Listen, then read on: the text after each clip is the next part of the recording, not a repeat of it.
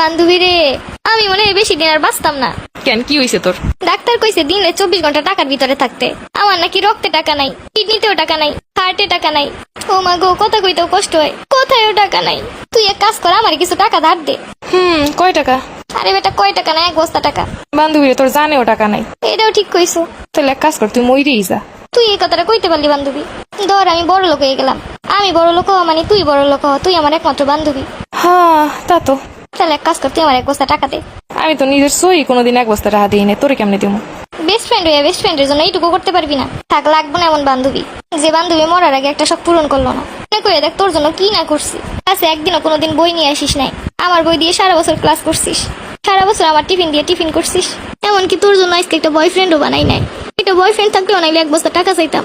আরে বান্ধবী, এই বান্ধবীর জন্য সারা বছর এত কষ্ট করলাম। ভাই তোর সাথে আর 10 মিনিট কত গেলে আমার মাথায় হ্যাং হয়ে যাইব। বান্ধবী, এমন সময় আছে 1 বস্তা